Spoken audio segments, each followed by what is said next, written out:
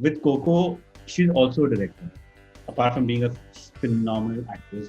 And I was dying to work with her. I really enjoyed the nurturing, I enjoyed the challenges, and I continue to do so. Bharti's character, she may have the privilege of acknowledging her sexuality and exploring it, like the same way Priya's character is caught in patriarchy. So there are multiple truths about us that we kind of jostle with. I'm looking at that partner as a person who is outside of this marriage.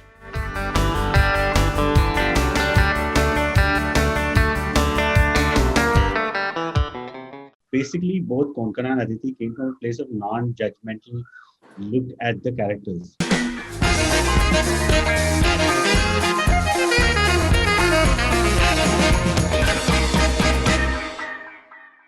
Neeraj and Aditi, welcome on Bollywood Hungama. Thank you. Thank you.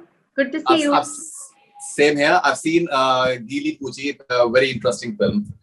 Neeraj, what I liked about the film most was that it's not merely a film on one subject. There are several layers to it, and I think any work of art, if it is having several layers, it becomes more interesting. There is that element of same-sex relationship. There is this element of class divide. There is this element of having a very uncharacteristic villain in a way as well. Did you have these layers in mind while you were thinking of making this film? Absolutely, Faridoon. Actually, while writing this film, the intent was to explore intersectionality of class, caste, gender, sexuality, because I feel that we don't fundamentally exist in a particular identity.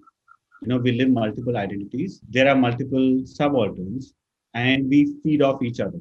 Like for instance, me and Aditi are straddling a world in the cinema, but maybe it's a little difficult for her because of being woman. So I think there are complexities each way. So even if you're, let's say, playing a Dalit character, you know, you may like Bharti's character. She may have the privilege of acknowledging her sexuality and exploring it, like the same way Priya's character is caught in patriarchy. So there are multiple truths about us that we kind of jostle with. I think that's how I approached the film as well. All right. Now, Aditi, in one of the interviews, you've said that people tell you that you can sing, you can dance, you look good. It becomes a bit difficult to position you. Do you find that as an asset that you're an actor who can't be slotted in a way? At the time that it was told to me, I actually came home and wept because I was like, oh my God, now this is a problem. What am I going to do with this? But luckily, then I started working in a way that I was enjoying. I started working with filmmakers that I wanted to work with, and they started using these various facets of me. And I enjoyed that. I really enjoyed the nurturing. I enjoyed the challenges, and I continue to do so. So now I'm just like, I mean, this is ridiculous. Like, how can anybody tell an actor that? Like in any other country, in any other industry, it would be a positive, positive, positive, positive. And here it's just like, we don't know how to slot you. That means it's all about just a PR image that you want to put somebody into a box, turn the key, throw that key away, and say, you are this. I mean, that's what this film is also about. There's so many identities that a person has, and all those are as important to making that person who they are, or making that person the artist that they are. And today, I feel the way that when I started like 2011 and all, it was like, it was really different. I think me and a lot of people who started at that time, we've really been a part of the change. And I think that we have also wanted the change, so we are trying to live the change that we want to see as well, by by choosing to work in a particular way, because ultimately you are the decisions that you make. And I feel like I don't want to be slotted. Yes, people do see me a particular way. I do tend to get cast a particular way, maybe because of how people perceive me or the way that I look, but that's what casting is all about. We all have a core characteristic, but certain directors will put that on its head and cast you against type, and certain directors will play into what are your strengths. And I, as an artist, I'm game for both. As long as I respect and trust the director, I'm there like a sponge on set, and I'm like, now I'm an empty sheet of paper. You you fill it with what you want, and it's my job to breathe life into what they give me. And but I enjoy working like that. I want to be that child on set. I want to be free, and I want to feel fearless, and I want to know that I will be protected and nurtured by the team that I'm working with, so that I can be fearless. That's the only thing that I think about now when I work, and I'm really enjoying it. If anybody wants to tell me whatever they want to tell me, I'm like, very good, you keep it to yourself. I'll work how I want to work. Thank you very much. You're someone who's a risk taker. It is not surprising when you do what you on screen.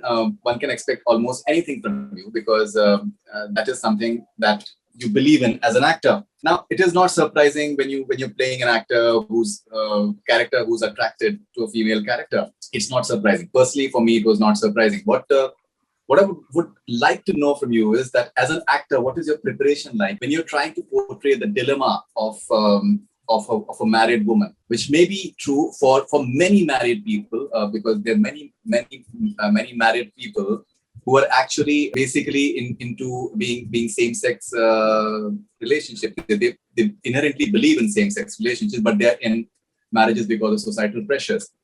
Now, when she says that, is there anything wrong with me? I'm not able to love my husband even though he's so nice to me. As an actor, how do you prepare for something like that? I think when you're dealing with content like this, what is really, really important is that it is written in a way that it feels effortless to say those lines and to feel those things. I think that's one of the most important things.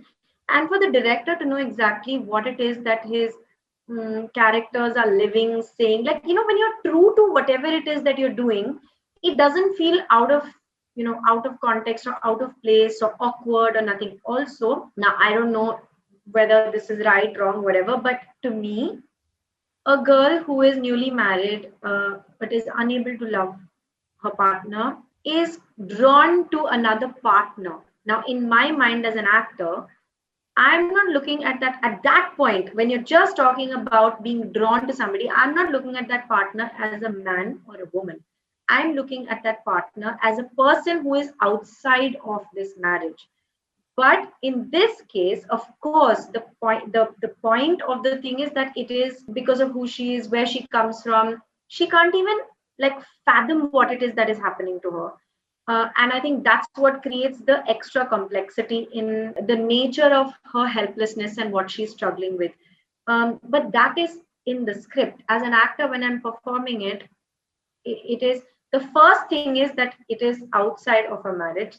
Then it is these things, but Priya is so innocent that she doesn't even know what it is that she's really helpless. She doesn't understand it. And I think I basically held on to that and I played it like that. It comes from a place of being very protected, very innocent, very, very naive. And also so helpless that she's vulnerable enough to share it with another woman who actually she doesn't really know very well. But there's a kind of sisterhood that forms in a workplace that is only men. So it's very interesting. It's really interesting written. So as an actor, there's so much material to hold on to and play with. So that's what I did. I don't know if it comes out, if it all that I don't know. Neeraj seemed happy on set. I hope people who watch it will also get all of it. Yeah, let's see. I know as an actor, I really deal with it very, very simply. It's just like, it's just responding to what it is that you're giving as honestly as the character.